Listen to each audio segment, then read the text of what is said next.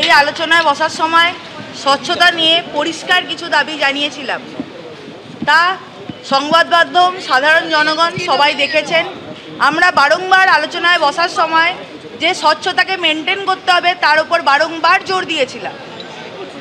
মাননীয় মুখ্যমন্ত্রীর সঙ্গে যখন আমরা আলোচনায় বসেছিলাম, তার আগে আমরা লাইভ স্ট্রিমিংয়ের দাবি, যখন লাইভ স্ট্রিমিংয়ের দাবি মানা না হয় তখন বোথ সাইডের ভিডিও রেকর্ডিংয়ের দাবি, এমনকি সেটাও যখন সম্ভব নয় বলে ওনারা জানিয়েছিলেন, প্রশাসনের তরফ থেকে জানানো হয়েছিল, তখন আমরা বোথ সাইডের মাইনিউটসের এগ্রিমেন্টের পরেই সেখানে উভয় পক্ষ সম্মতি সহকারে স্বাক্ষর করবেন এবং তার মাধ্যমেই আলোচনার সুষ্ঠু সমাধান বেরোবে, এই আশা নিয়ে আমরা আগের দিন মাননীয় মুখ্যমন্ত্রীর কাছেও মিটিংয়ে গেছিলাম।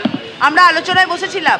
মাননীয় মুখ্যমন্ত্রী আমাদের প্রত্যেকটি দাবিকে অত্যন্ত সহানুভূতির সঙ্গে শুনেছিলেন এবং আমরা সেই যে স্বচ্ছতার দাবি নিয়ে গেছিলাম সেই রকমভাবেই বোথ সাইডের এগ্রিমেন্টে মাইনিউট সাইন করেই সেখান থেকে এসেছিলাম।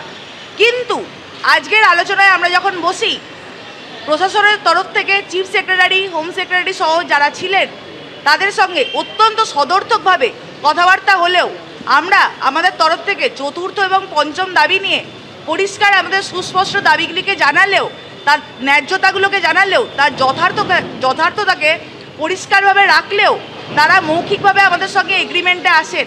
তারা বলেন যে হ্যাঁ, এই প্রত্যেকটি দাবি সঠিক। আমরা যখন বলি যে থ্রেড কালচারের প্রশ্নে প্রত্যেকটি কলেজে কলেজে যে ভয়ের বাতাবরণ তৈরি হয়েছে তার বিরুদ্ধে কলেজ এবং স্টেট লেভেলে এনকোয়ারি কমিটি গঠন করা উচিত, তারা আমাদের সঙ্গে সহমত হন। আমরা যখন বলি যে নিরাপত্তা এবং সুরক্ষার প্রশ্নটি অঙ্গাঙ্গিভাবে জড়িত রোগী পরিষেবা এবং রোগী পরিকাঠামোর সঙ্গে এবং সেজন্য দরকার পেরিফেরি হাসপাতালগুলির একটি পুঙ্খানুপুঙ্খ রিপোর্ট বানানো এবং সেই অনুযায়ী পদক্ষেপ নেওয়ার, তারা আমাদের সঙ্গে এগ্রিমেন্টে আসেন। আমরা যখন দাবি করি যে প্রত্যেকটি সরকারি হাসপাতাল, সরকারি স্বাস্থ্য পরিষেবার ক্ষেত্রে সমস্ত স্তরের স্বাস্থ্যকর্মী, ডাক্তার, নার্স, টিকাকর্মী, সুরক্ষাকর্মী সহ সমস্ত স্তরের স্বাস্থ্যকর্মীদের রিক্রুটমেন্টের আশু প্রয়োজন, তখন তারাও সেটা নিয়ে এগ্রিমেন্টে আসেন।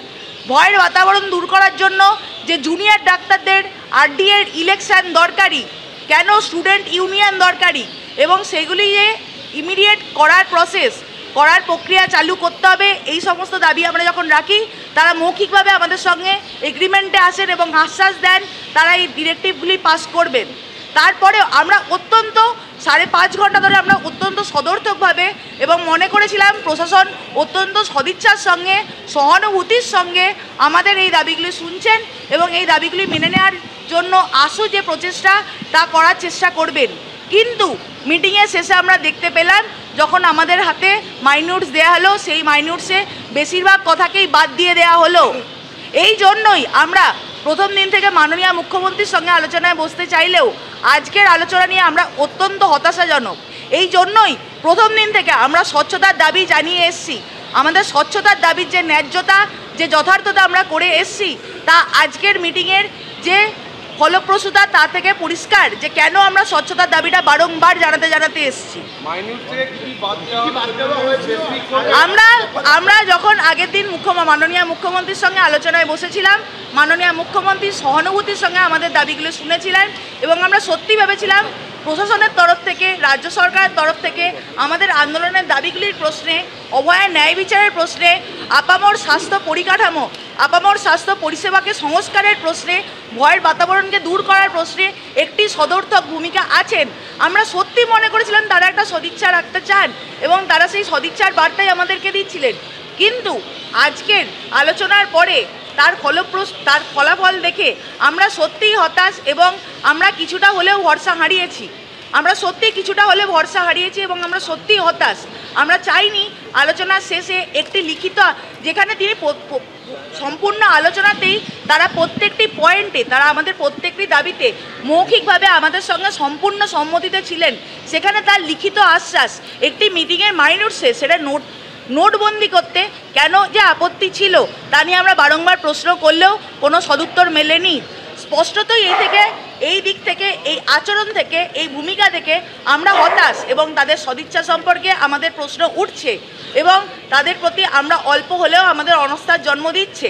কিন্তু চিফ সেক্রেটারি স্যার আমাদেরকে জানিয়েছেন আমাদের যে দাবিগুলি আছে তা সম্পর্কে সুস্পষ্ট ডিরেক্টিভ কালকের মধ্যে ওনাকে মেল করে জানাতে, এবং তিনি যত তাড়াতাড়ি সম্ভব সেইগুলি সম্পর্কে তার যা প্রয়োজনীয় ডিরেক্টিভ, যা প্রয়োজনীয় অর্ডার, তিনি সেই অনুযায়ী যতটা সম্ভব বার করবেন। আমরা এখনও আশাবাদী তার সদিচ্ছা রয়েছে, রাজ্য প্রশাসনের তরফ থেকে সদিচ্ছা রয়েছে।